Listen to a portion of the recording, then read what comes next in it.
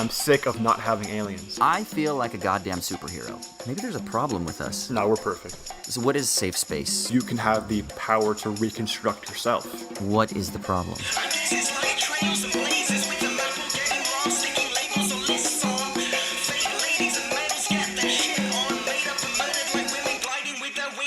Alright, sweet. Well, welcome to Owls at Dawn. We are just two dudes from Southern California who studied philosophy, politics, and religion around the world. Decided to start a podcast where we could bullshit with impunity. I'm Austin Hayden Smith. And I'm Troy Polidori. Alright, let's get into it. Alright, so as always, we start off each episode with the shitty minute, where one of us gets a minute or so to rant about something that's really chapping our hide, grinding our gears, gooing our gaskets. I don't know. Does that one work? That sounds gross, dude. So this week, Troy has the shitty minute, and I have no idea what he's going to rant about, so the floor is yours. All right, so my shitty minute this week is definitely dedicated to the vast majority of the universe, and that's going to be about the Fermi paradox. Now, if you're unfamiliar, the Fermi paradox is the strange coincidence that there should be abundant life in the universe, given the number of stars that are similar to our own sun, and given the number of exoplanets that are likely similar and able to contain life as Earth. Billions and billions, as Carl Sagan would say, right? And billions and billions. And yet, where is everybody? We don't have anybody talking to us. This is lame. I agree that it's lame. And the reason this is in the news recently is because of the Tabby's star phenomenon. You heard about this? No. It's this star that it's in the Milky Way galaxy, but it's super far away, as everything obviously is.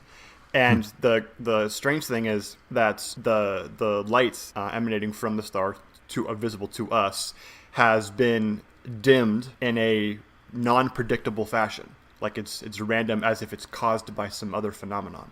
Okay. And apparently it's the Kepler telescope that's able to see this. And the astrophysicists who are working on this have absolutely no idea how to explain what's causing the dimness. There's both a steady dimness over time, over the last 25, 30 years, and radical change in the light patterns over the last couple of years. And so obviously the freak out is about, well, it's a Dyson sphere.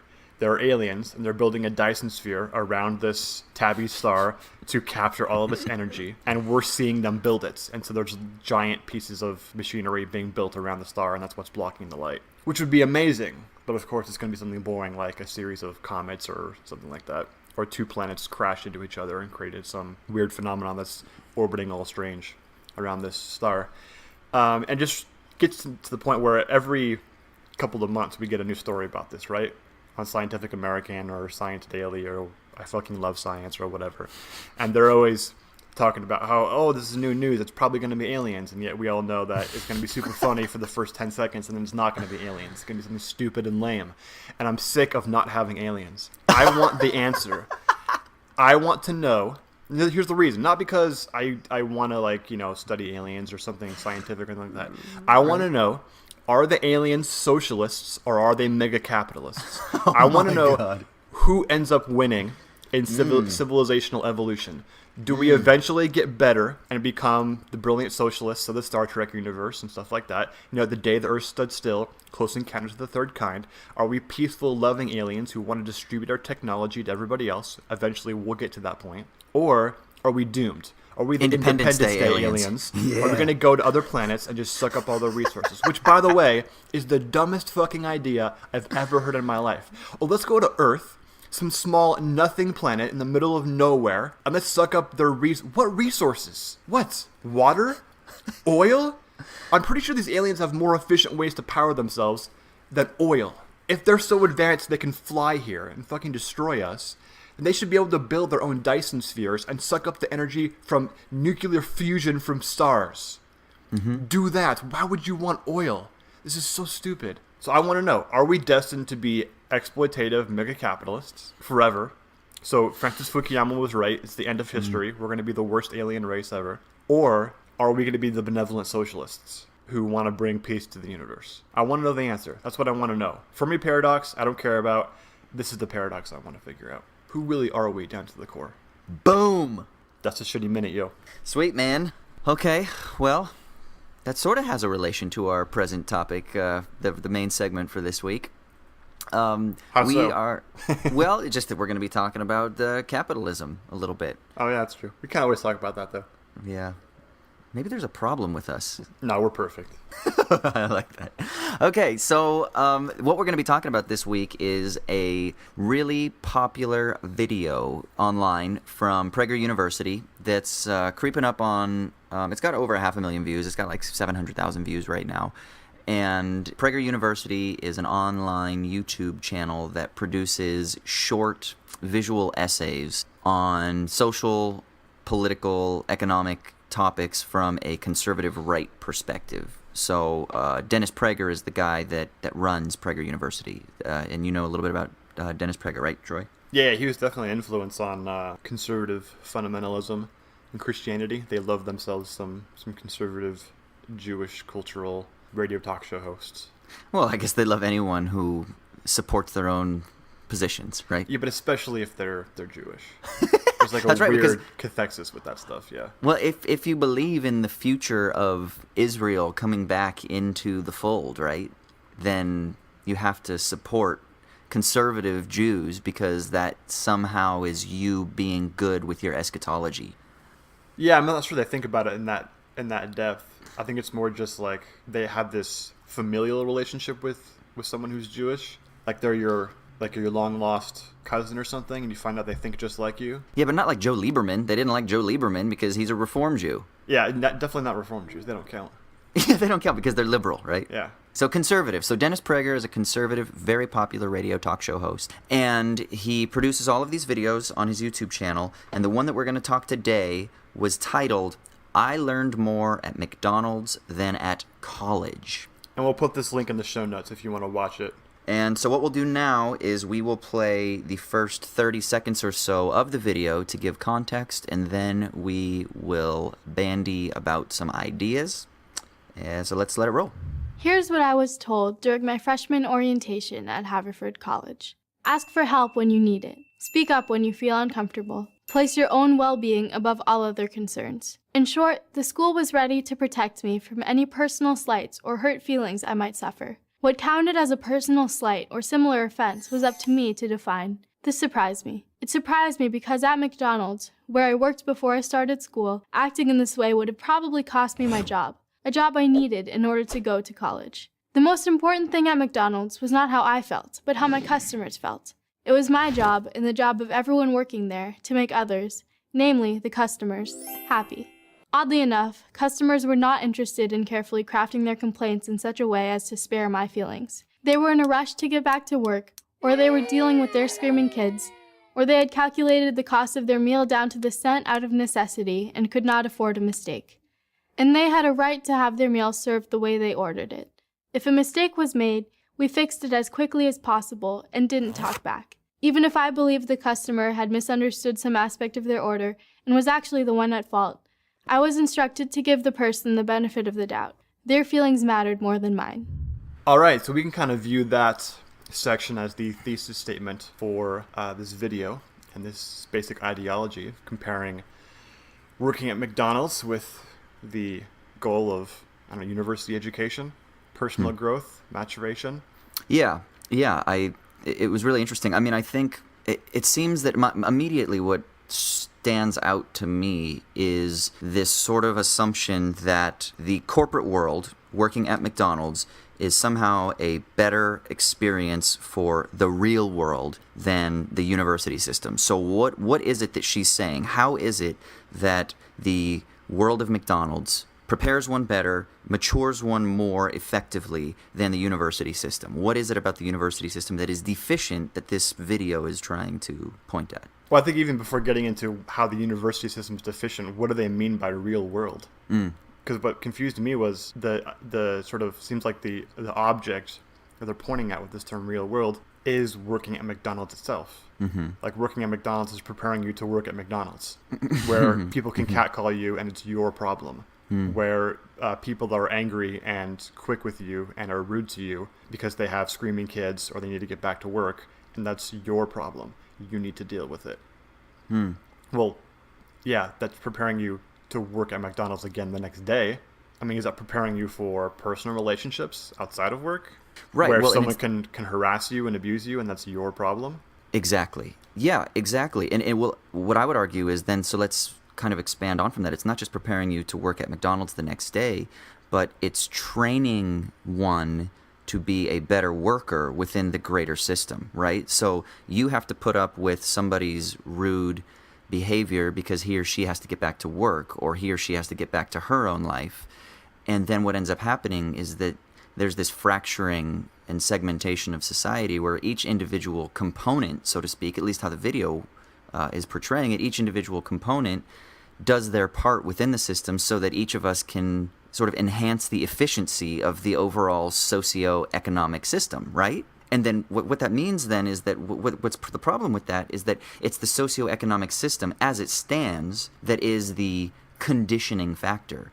So it's the corporate world of McDonald's in this particular video that conditions how social relations ought to function so that we can all fit better as workers. Not just at McDonald's, but her at McDonald's, the dude who's in the tie that they show in the video who needs to get back to his office, the woman who needs to get back to her children. And it's this social fragmentation that then results from the legitimizing of the corporate system, right? Yeah, it's no coincidence, I think, that the two figures they use, without question, are the business executive and the mother of multiple insane kids. Two idyllic tropes of the conservative movement, right? Right. The mother who can do nothing, whose identity is enveloped in being a mother, and the business executive whose work is clearly more important than being a decent human being to anybody they come across. And those are not questioned. Those are just accepted facts of society. Those can't be changed. But the young woman worker at McDonald's, she's the one who has to bear the brunt of this, because that's just how things are structured. Yeah, that is really interesting. And that's where it seems to get destructive, right, or damaging, is that not only does she espouse these ideas, but she appropriates them and touts them as though they are virtuous. So it is an ethical position that she's ultimately holding, right? Yeah, she's definitely promoting it as a kind of as a virtue, right? That she's able to mature. I think maturation is their kind of ideal chief virtue, right? Right, exactly. And you can mature as this individual who's going to then work well for your future corporations and things of that sort. And very clearly, that maturation is explicitly denoted as one which does not call out the lack of maturation even in other people. Explicitly, you are mature for not doing that, for keeping it inside. It's only your problem. You don't do it or affect anybody else. It's very isolationist and individualistic. So now, do you think that there is something beneficial about the strengthening of her character and her work ethic and her resilience and things like that she does talk about? I mean, is there something good in those attributes? I mean, yeah, if you want to talk about from a classical virtue ethics perspective, being able to be confident enough in yourself and personally mature enough to deal with, you know, external sort of affects and things that are hurting you or whatever, and being able to get through that without breaking down or losing your own identity is absolutely a virtue, right? That's a good thing. But that's clearly not how this is couched in this video. This video is entirely about the virtues of considering your own sort of quote-unquote maturation over against in any way making the social structures you're inhabiting any better. It's not even implicit. It's very explicit there that the social structures cannot change. Only you can either freak out about it and lose your job and be in a worse state, or just deal with it. That's the best you can hope for. Right.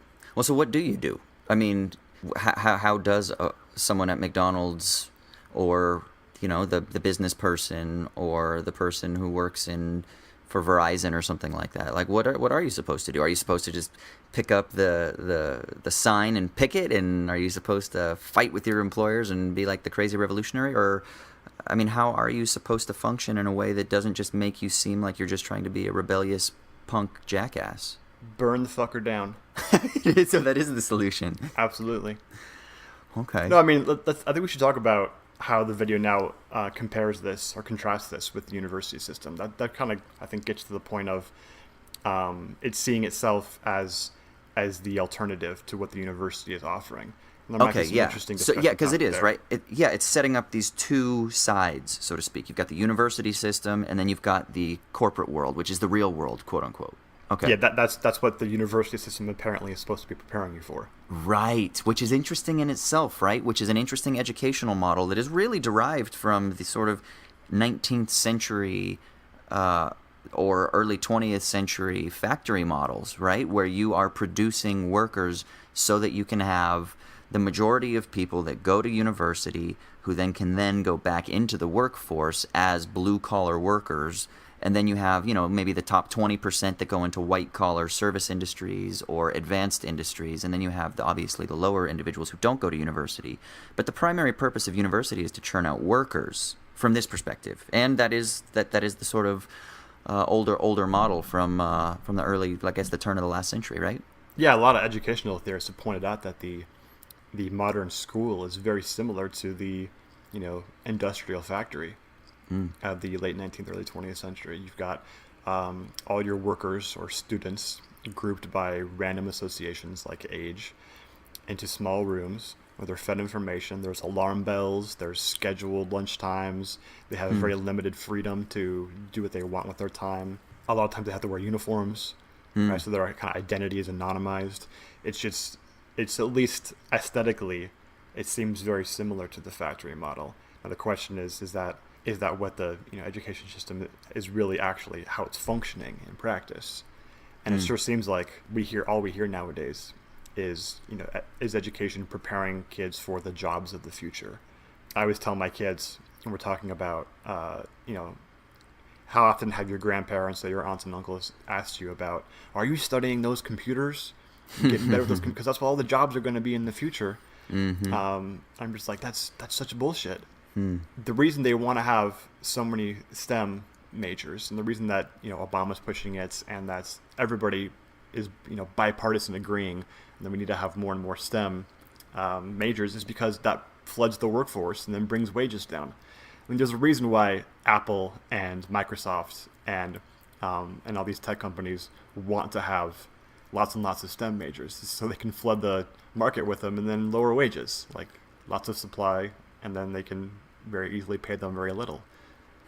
That's the reason. It's not because they want to prepare you for the jobs of the future. Yeah, and that's the thing that's so interesting is what that does is that also contributes to the precarity of the workforce, right? And this is something that actually Alan Greenspan boasted about in front of Congress in the late 90s. I want to say it was like 98 or 99. But he actually, before Congress, talked about the importance, the usefulness of having a workforce that were sort of anxious. I can't remember the exact terminology that he used, but the idea is that they aren't comfortable. But there's this constant discomfort of the workforce that is actually beneficial to keeping the process moving forward because, there's always somebody else that can take your job, or there's this competition within the marketplace from the worker's perspective as well. Yeah, it's really interesting, too, when you compare that to the way that higher education works. You have that same manufactured competition for grades, for instance, and that same precarity, where if you don't do exactly what the professor wants, you won't get the grade, and then that will make your future precarious. And so that same anxiety produced in precarious work is also produced in the student when they're seeking the proper grades to get to eventually having the ideal career. Okay, so then what is this model of the university system that she's drawing a comparison from, I guess, between that and the corporate world? What is this university model that she's talking about?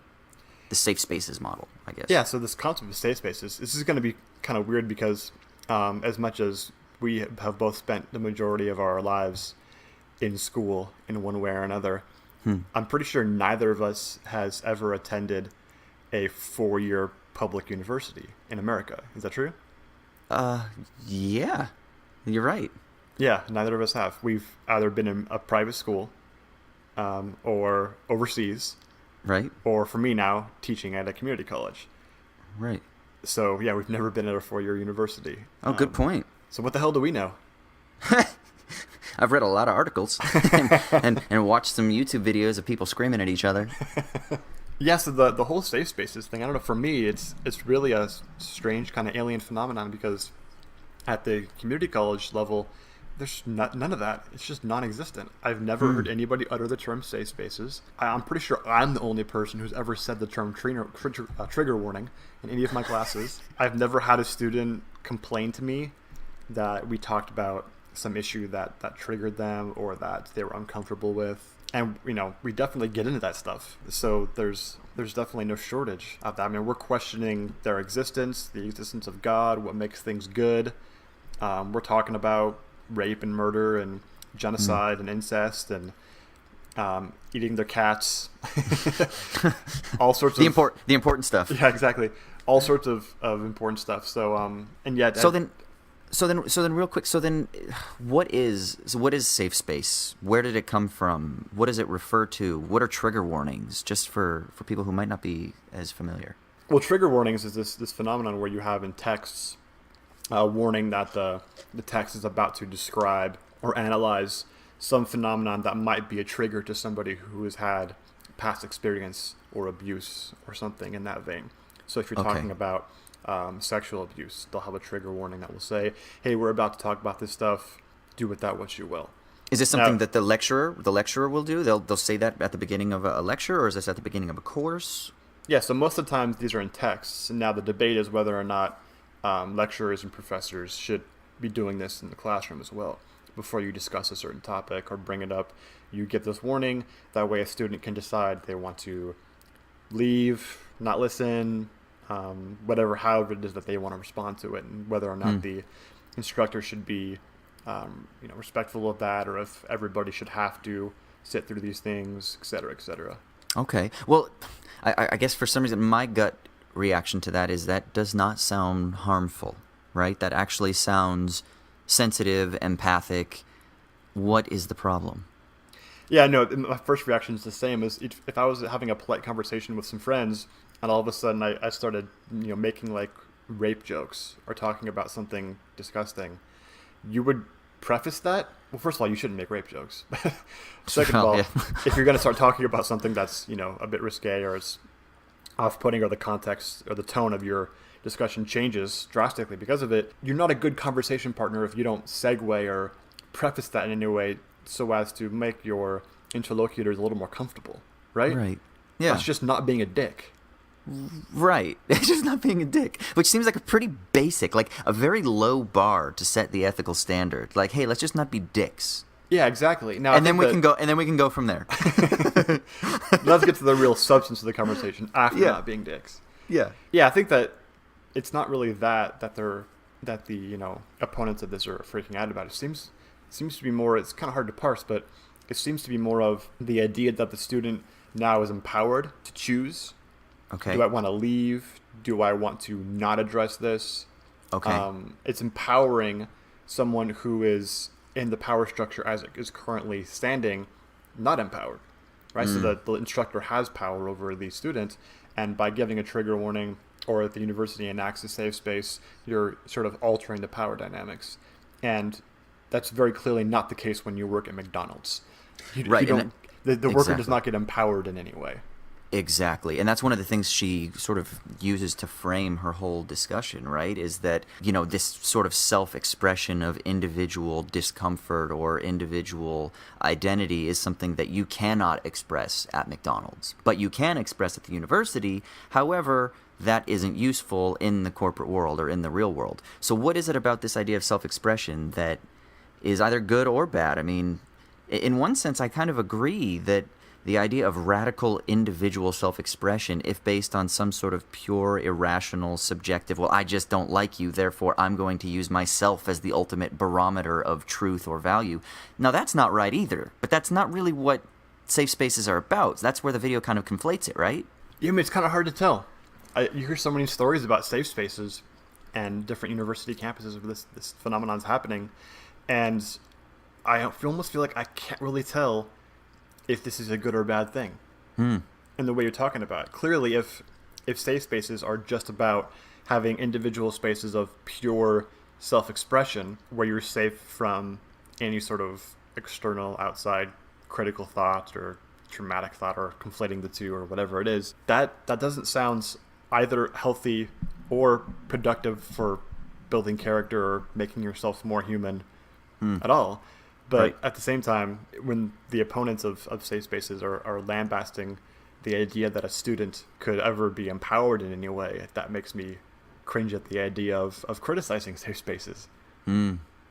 Yeah, it's similar. It's kind of, I think we've talked about this before. It's like when I'm in the presence of atheists, I get really Christian, and when I'm in the presence of Christians, I get like really atheist. I feel like it's kind of like similar here. It's like when I'm around safe space advocates, I'm kind of like, yeah, but let's not start from the idea of individuality. Let's start from sociality, and Marxist economics has some pretty interesting things to say about that. And then when I'm around like conservatives that are critical of safe spaces, I'm like, whoa, hold on a second here. Like, what do you think is the problem? That these ethical ideas that the safe space model is touting actually seem not so bad in themselves. They seem okay. So it's kind of weird. So what the hell do we do? Like, how do we analyze this video from that sort of between?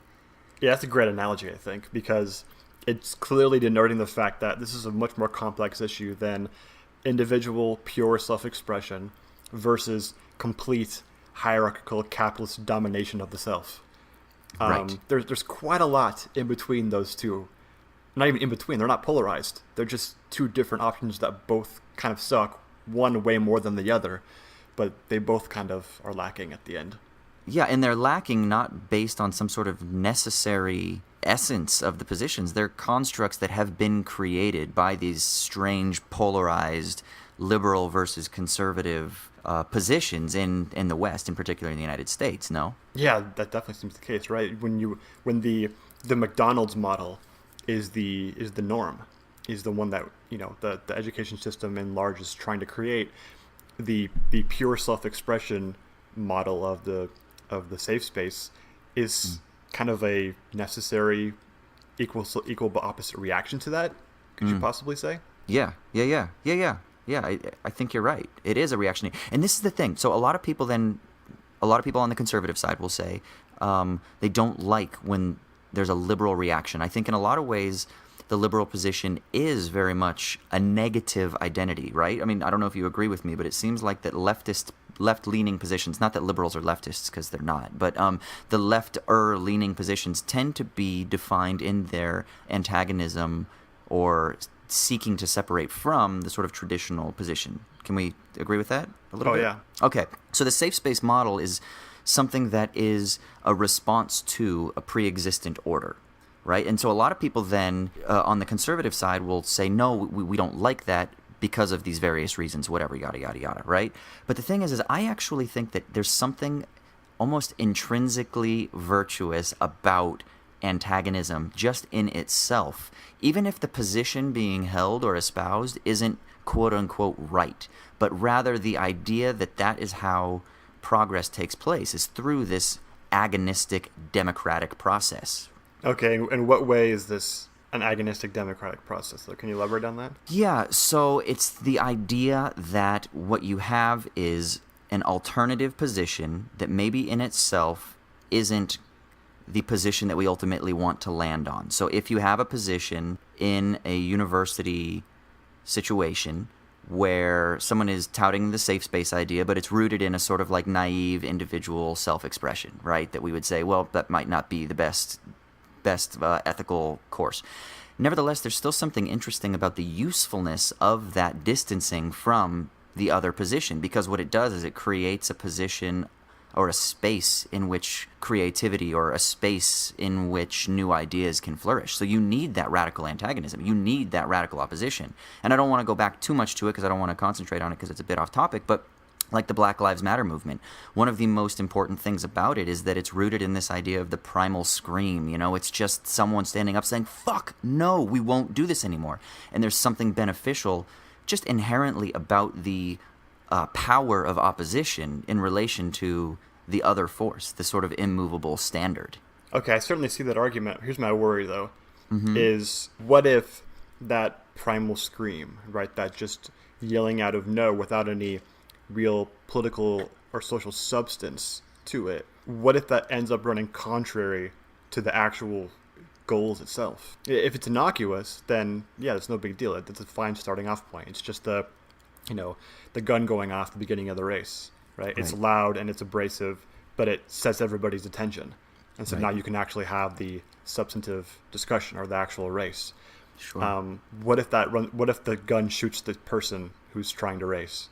To make this analogy work way harder than it should. Right.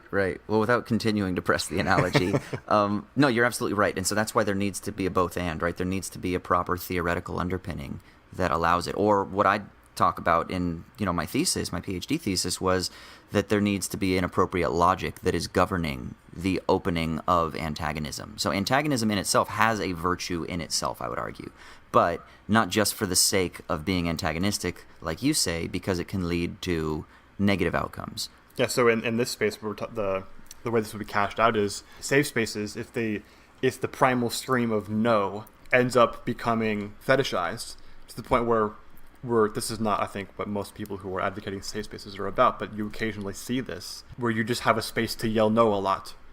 Right. And that is itself the end goal. That's the virtue of building up the ability to scream no. And that's abrasive, and the reason people don't like it is because it's abrasive, and I don't really care about that. But my worry is the one thing that Prager University video was kind of spot on about is we don't hear about ideas like personal growth and maturation and character and critical thought and things like this anymore. Now, the way they want to use those ideas is completely anathema to, in any way I think we would want to use those ideas.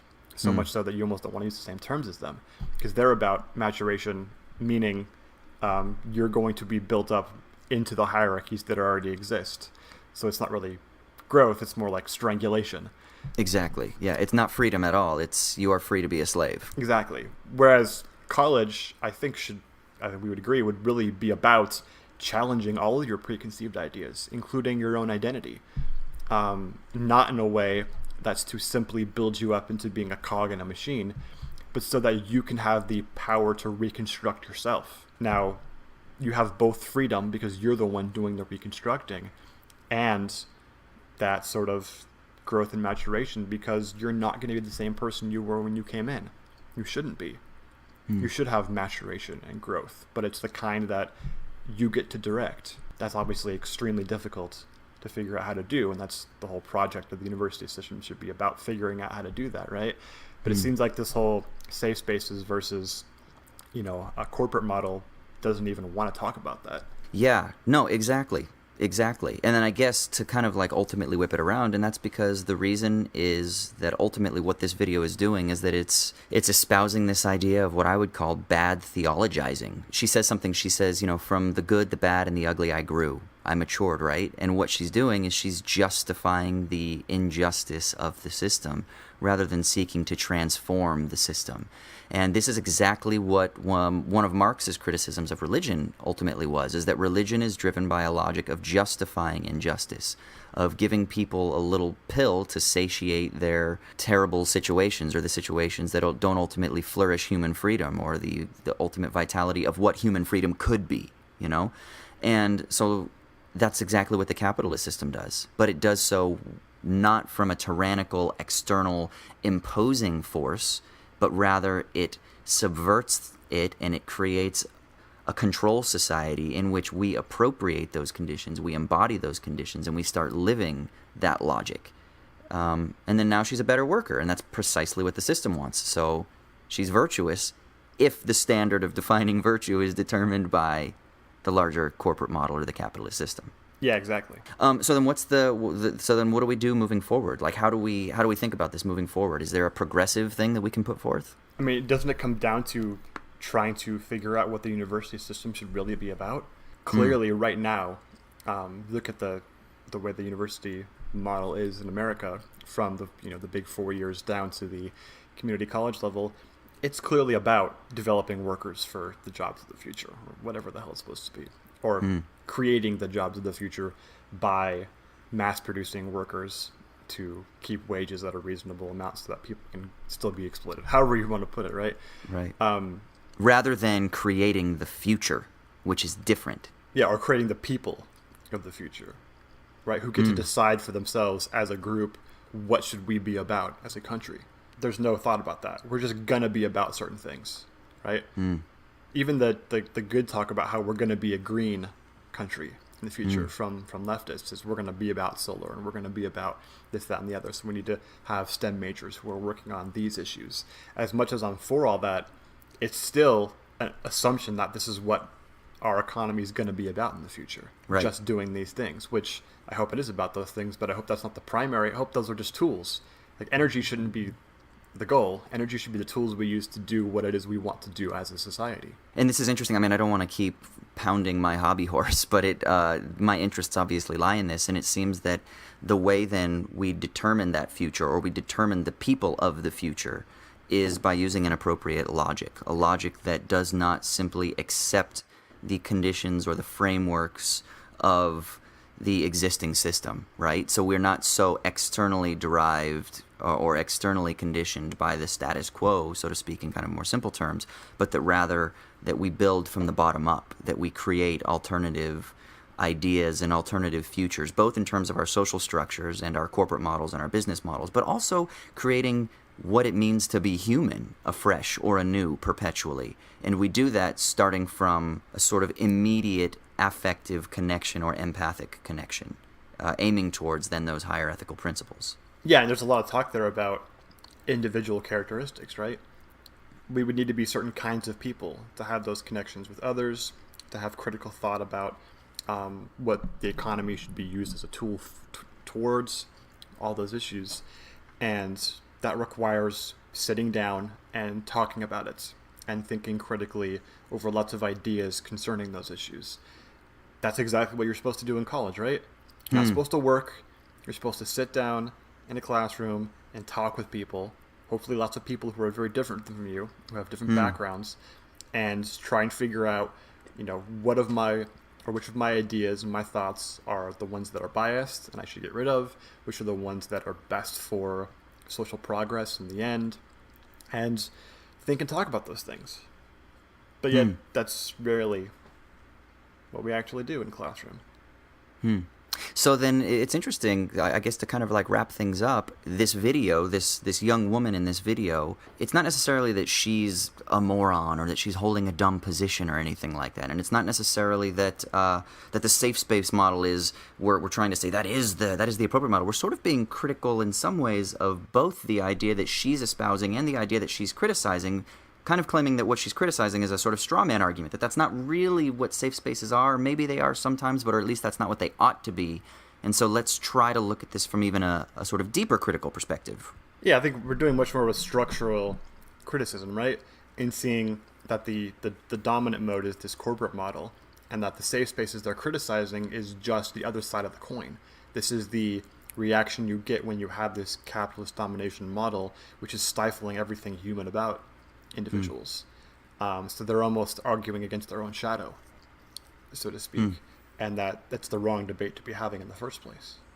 And so what's the right debate to be having? Just in a sentence or two? Burn the fucker down. I said it earlier. Did I stutter? Did I stutter, motherfucker? What movie's that from?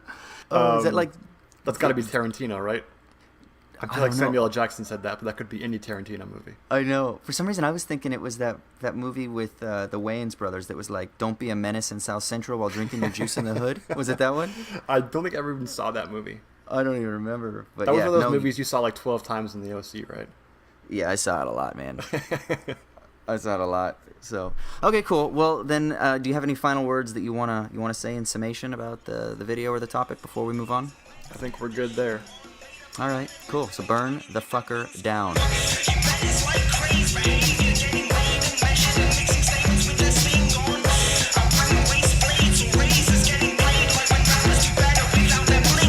All right, so our next segment is the Sticky Leaves. This is where one of us, and this week it's going to be Austin, gives their reason for existing. What, despite the absurdity of all existence, keeps you going, Austin? All right, so my Sticky Leaves this week is some serious hippie shit.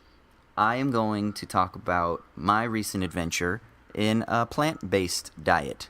So about 3 months ago, I decided to cut out all animal products from my diet. And I did it, I've gone vegetarian in the past, and I've never done it based on the pure, like, moral, ethical positions, like, I don't want to eat animals or something like that. Like, I think that animals, that's necessarily wrong to eat them. It's never been about that. It was more socio-political, and it came from a humanist perspective, ultimately. But then, of course, there are, I guess, ethical things as well that do fit with animals and how we treat them. Factory farming is obviously just disgusting, and I think that if we treat animals in that way, then it does sort of indicate certain problems, deeper structural problems with the larger society. But I decided a few months ago to go full plant-based, and part of it was for socio-political health reasons, part of it was for environmental reasons, and a large part of it was for health reasons. And I will just say this. I'm just going to talk about from the health perspective. I feel like a goddamn superhero. I do. I do. I wake up most mornings. It doesn't matter if I get 4 hours of sleep or 10 hours of sleep. I wake up the same. I am bright-eyed and bushy-tailed. I feel lighter. There's literally this weight that has been taken off of my core stomach area, and I feel like I'm floating. I feel like I've got grasshopper legs underneath me. And I will just say, now I'm not dogmatic about it. Like, every once in a while, I will eat some meat or something like that. If I'm at a family function or if I'm at a friend's house and they're making something, I'm not going to be a dogmatic vegan about it. It's not a religion for me. It's just something that I think is a good idea to cut meat out of our diet as much as possible until we can kind of figure out better ethical creations of how to actually farm and whatnot, or not farm, I guess, hunt food, or maybe there's not a way. Maybe when we get to the point when we start like reduplicating cells on a mass scale, that's coming soon, right, Troy? Yeah, lab created meats on the horizon. Yeah, lab created meats. Maybe when that starts to become popular, maybe that'll kind of curb the need for any sort of like violent or I guess unethical animal treatment. But I will say this, just from a health perspective, dude, I feel fucking fantastic. I really do. I have more energy. I'm sleeping better than I have in years. My body has gotten, just in terms of a vein perspective, my muscle definition has radically increased. My fat percentage has dropped. Not that I was ever fat. I've always been pretty in shape. But, I'm lean and mean right now. Like, it is ridiculous. And it all happened with just in a few months, and I'm not working out like crazy. I have a very basic workout regimen. I work out, 4 days a week, 3 or 4 days a week, and I work out for like 45 minutes. I work out hard, but it's not like I'm, 2 hours a day or something like that, crazy obsessed with it. And yeah, man, plant-based diet, give it a shot. Even if it's not all the time, but just a few days a week or something like that. I really do think that by just upping your intake of vegetables, limiting your amount of sugar intake in terms of synthetic sugar, which is also probably a big contributor to this. I should have mentioned that. It probably actually has more to do with sugar than but whatever. It doesn't fit with my narrative that I'm trying to preach. But I cut out like synthetic sugar, so I'm eating lots of fruits, lots of vegetables, some oats, and yeah, dude, I feel like a superhero. So if you want to feel like a superhero, try a plant-based diet, at least for a little bit, or a couple days a week or something like that. And I really do think that you'll feel different. You will see a difference. So okay, I got a couple questions for you. All right, I'm ready. One, superheroes suck. That wasn't a question. That was a statement, but it's true. I know I'm a leftist superhero. Okay, gotcha. Two. Yeah. I'm more wanting to burn the fucker down.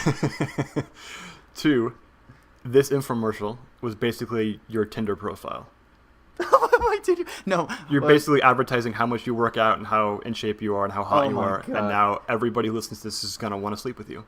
Yeah, ladies, I am currently single. My number is 555-6535. Call Austin the Pure for a good time. You got to go 867-5309, man. That's the way to do it. 867-5309. And three, I don't remember what three was. So there. Oh, I guess I wanted to say I consider myself a vegan before 6, which is the dumbest designation ever. Yes. It's the I'm too poor to afford meat before 6 p.m. Yeah, so but eating noodles and shit like that doesn't count. Like ramen, if your cupboards are filled with ramen, that doesn't work. Oh no, I don't do that shit, dude. It's all meal replacement stuff. Oh yeah, that's right. You are doing powdery shit. So yeah, I'm a vegan before 6. It's like 2/3 of a vegan, right? That's what I counter your ascription that veganism is a religion, because religions are about sinning, So if you break it every once in a while to have some meat, that makes it more of a religion. Yeah, but I don't feel guilty. Oh, okay, that's a problem. Yeah, I actually You just tweeted can't be this out. Catholic then. You can, be something else. Yeah, I actually tweeted this a little while ago. Something along the lines of, when vegans cheat or when they have they accidentally produce or consume some sort of animal product, do they go to confession or do they just bear their guilt like Protestants? and I wonder. I actually have wondered that. And but again, my whole purpose for doing it isn't about like. It isn't derived necessarily from some simple... I mean, I'm sure there are external influences, but it isn't derived from this, I'm trying to live a certain lifestyle. Like, I won't buy leather belts or I won't do that necessarily. I do think that there is something good about, not trying to do that in mass consumption just because it, again, ultimately feeds a system that is nasty. But, again, I think that there are very, very beneficial reasons for actually going to a mostly vegetable... plant-based oats, grains, cutting out refined carbs, things like that. I think it is really beneficial. So, if you want to feel like a leftist superhero, a la Troy's first shitty minute rant from episode 1, try the plant-based diet.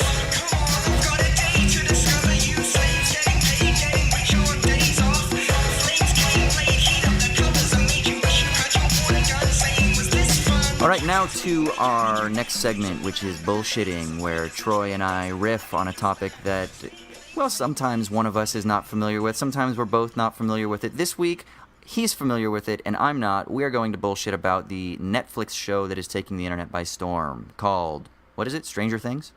Stranger Things.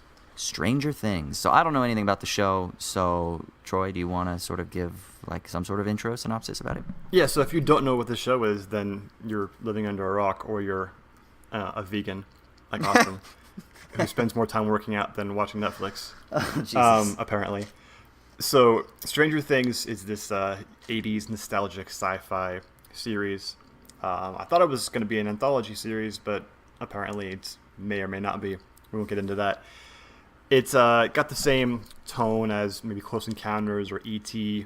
If you grew up watching those movies, then you will definitely have a nostalgia rush watching this series. But don't let it seem like it's just a nostalgia rush, because it's actually a really quality series. It's not super original, and it's not taking any huge creative leaps that are going to change television. But it's really, really entertaining, and there's characters that are actually fairly well developed, including 3 tiers of ages. The stars of the show are, I think, like 9-year-old kids, a group of them, a couple of teenagers, and then some adults. And all of them are developed characters with emotions and motives, and they grow and they change, and they suffer, and we're empathetic towards all of them. And they all had resolution at the end, all of them, all 3 tiers. It was pretty impressive, because that's not a thing you see on TV. Either you see kid shows or you see adult shows, and they both usually suck. Anyway, I think the major thing to bullshit about isn't so much the series or its quality, but this Netflix model of being a space for cast-offs. The Duffer Brothers, who created the show, they tried to sell it to the networks and the cable channels, and they said they were rebuffed at every opportunity. We're told that you couldn't make a show about kids unless you were selling it to kids. And that the show, I think they said that one executive laughed them off and told them, this is stupid, you can't have a show about kids, make it about the police chief and his, a procedural about the police chief wandering around town solving mysteries, which would have been the dumbest shit ever. It's been rehashed a million times. And I think I read somewhere that Stranger Things has been watched, even though it's only been out for, a month and a half maybe, it's been watched more than any other show this year on any network or cable channel. Yeah, that's got to feel good, man. When you're the writer of the show, you can just give that big old middle finger to that former exec at the network. Just be like, oh yeah, motherfucker? Well, then I'm going to take it to Netflix, which is better anyway. It seems consistently that Netflix is doing this, though. Netflix has created a model that is actually really interesting. Now, for the people that are listening that don't know, I've spent a little bit of time in the TV and film industry and in creating shows and being a part of things like that. Obviously, nothing has ever sold, but I've still been in rooms and things like that with some execs at various networks.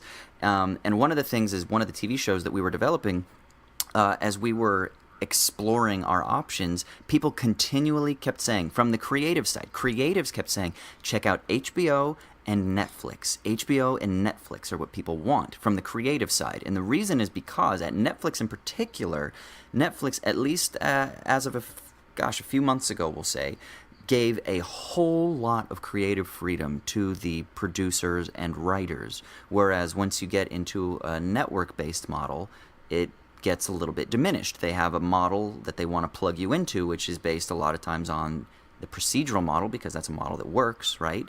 And it's, the number one show on TV, NCIS, is a procedural. And before that, it was like the CSI franchise. They dominate. But the Netflix model and the HBO model are doing something very different, where they're actually crafting storytelling. And so you have this influx of creatives, of writers, who are now starting to dominate television. And I know this has been talked about to death, but it's so amazing because this is like the golden age, the renaissance of television. And it's really kind of a wonderful thing to see how Netflix is continually churning out these amazing series, and HBO as well, but Netflix, how it's churning out these amazing series from their superhero ones like Daredevil and Jessica Jones, which I think Jessica Jones is fantastic, to the other ones, House of Cards. Obviously, I haven't seen Stranger Things yet, but from what I hear, it's amazing. Orange is the New Black. Orange is the New Black, right. Love, which I thought was really, really good. I actually like Flaked as well, but I know it kind of got lambasted a little bit. I've never even heard of that. Yeah, it's the one with Will Arnett, where he's kind of like a lackey cruising around Venice Beach. Isn't that just Will Arnett's life? I have a feeling it is. Yeah, I don't know. I dig it. I want to hang out with that guy. He's on my list of people I want to party with now. He's taken over Colin Farrell since Colin Farrell went sober.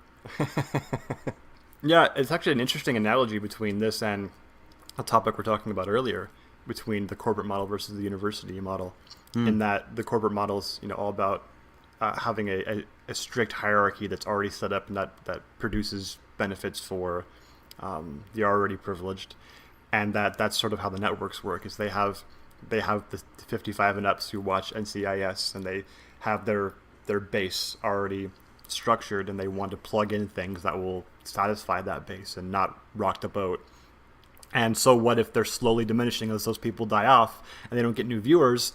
Most of these executives are 60 and up themselves. They just want to cash out and then die, basically, career-wise. And so they don't really care if they miss out on Stranger Things. They're not going to be hurt by this stuff. Whereas Netflix is about finding really talented people and giving them the resources to do things for themselves with the freedom to do it.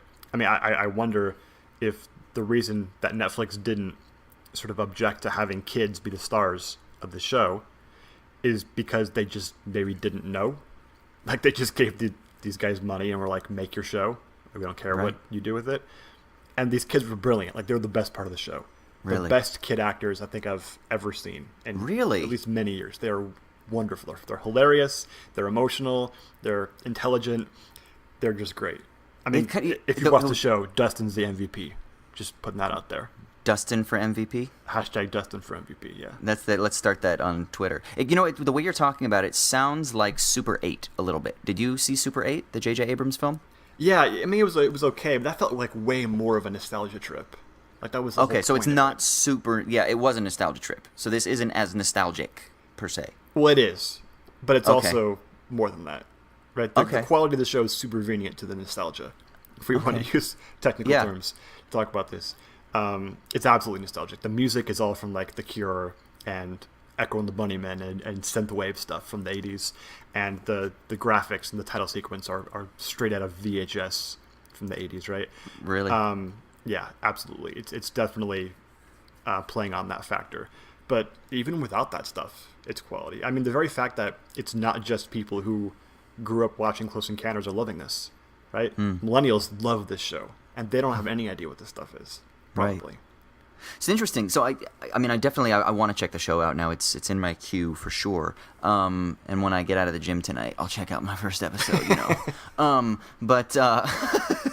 But no, it seems what's interesting is that you said that there's an interesting model, how this kind of maps onto our discussion from earlier. It almost seems like this is a metaphor to demonstrate the success of this bottom-up model. Yeah, except for the fact that, Netflix is building up its valuation, but it's making no money.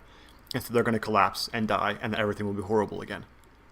Oh, well, then never mind. I don't. Fuck it. Great. All we've done is just justify the business owners that are like, see, it's about profits. We win. But then the aliens come and burn the fucker down. So this whole it thing doesn't goes matter. right back to full circle. I love it. What's the paradox called again? Fermi paradox. Yeah. Burn the fucker down. Doesn't matter. Asteroids are coming. Aliens are coming. Doesn't matter anyway. Yeah, that's not what it's about, but whatever. I still think we should do that. Yeah, I agree. Well, because it at least creates better social orderings before the aliens cultivate our planet and harvest our bodies for our bones. Chaos is opportunity. That's right. Creative destruction. And didn't Dick Cheney, wasn't he all about that? Yeah, I think that the Austrian school of economists were about creative destruction as well. I think we're not serving our purposes here, Troy. We keep going. Okay, so basically, to sum things up, we got to check out some Stranger Things. And I'm really curious to see how it'll be. It seems so interesting. I've never been disappointed, personally. I've never been disappointed when there's been hype surrounding a Netflix show. It seems like it's this weird cultural phenomenon that it's like everyone, like a lot of times, a TV show or a movie, they're like, oh, you're gonna fucking love it, Avatar, blah! And then you see it and you're like, all right, whatever, special effects were cool, but the story was kind of weak. But it seems like with Netflix, man, for me, they have not let me down with pretty much every single one of their original TV shows. Now, their original movies aren't always the greatest. Beasts of No Nation is great, but some of the others have been a little bit lackluster. But their TV shows have all been pretty consistently legit. Yeah, and what's great is you never have a Firefly with Netflix. That's right. Firefly was on Fox, I think, right? And beloved, cult classic, canceled for one season. You would never have that with Netflix because they know exactly what their base is watching and loves, and they follow the trending topics on various websites, and they're aware of the fact that, hey, this is a huge thing. Even if it doesn't make us much money, we need to build our catalog by giving these people more opportunity, and they're going to do it, which is cool. So please, Netflix, don't close your doors, or at least create a space where other things like Amazon Prime and Hulu and various other things can emerge in the future for similar artistic platforms. And if you're listening, Netflix, we have some ideas. Give us a absolutely. ring. So 867-5309. 867-5309. Perfect. I love you. Bye. With first-class legroom, free cocktails for everyone, and a schedule you can depend on. All right, we're throwing it down to our hip-hop correspondent, Michael Burns, for our next segment, This Week in Hip-Hop. What's up, Mike? Hey, what's up, everyone? It's Michael. I'm here with your Week in Hip-Hop. Before I get started, too, let me just say thank you to Austin and Troy for letting me do this. I haven't really said thank you so far, so thanks to them for giving me this opportunity to share what I think is interesting about the Week in Hip-Hop with you all.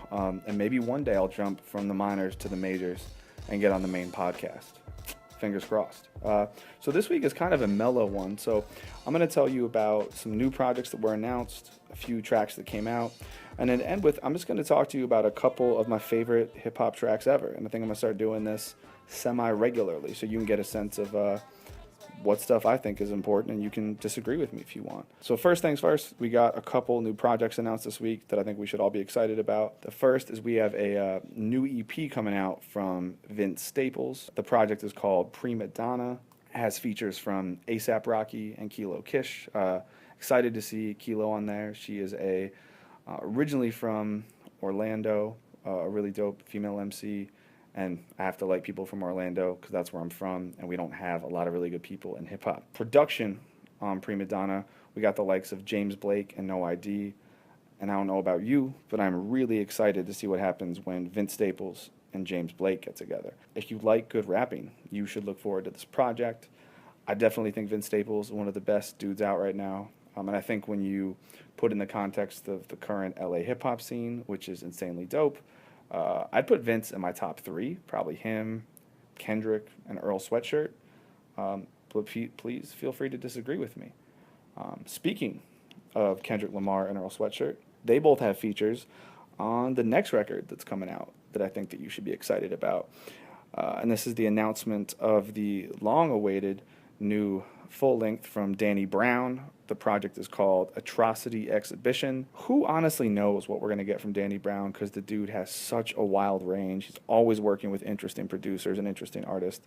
I don't know what to expect, but I think it's going to be, I would say this is probably going to be one of the best projects of the year. So let's hope for the best, but please keep your eye out for that Atrocity Exhibition from Danny Brown. Something that actually came out this week that's a free little thing online that I really enjoyed that you might like as well is a really, really good young producer from Chicago named Thelonious Martin. I know you thought I might have gotten through a whole segment without talking about a Chicago artist. Maybe next week, but not this time. But Thelonious Martin, you've definitely heard his production before. We don't need to go through everything he's done, but you've heard him before. He put out this 3-act instrumental EP this week called Static. And if you just look up Thelonious Martin and Static, you'll find it. But dude has a really soulful production style, you know, influenced by that boom bap sound, but definitely in line with contemporary people like Knowledge, and other producers that are kind of reinventing that old sound. So if you need something chill to listen to in the background this week, or to practice your terrible raps over, well, listen to Static by Thelonious Martin. A couple songs came out this week that, I don't know, caught my eye. Maybe they caught yours.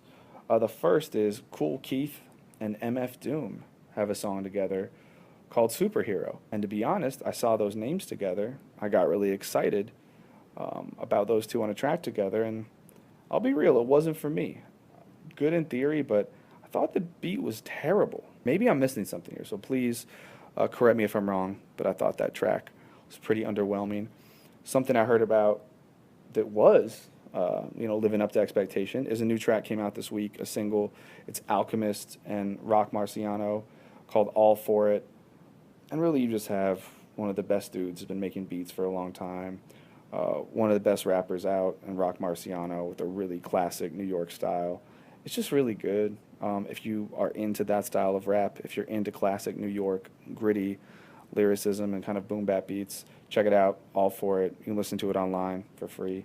And to end, I just want to tell you about two of my favorite songs ever. So if you need some stuff to listen to, especially if you're someone that, only started listening to hip-hop in college and are a little bit behind, I'm going to tell you two of my favorite songs ever. Listen to them this week. The first one, Stakes is High by De La Soul, from the record Stakes is High.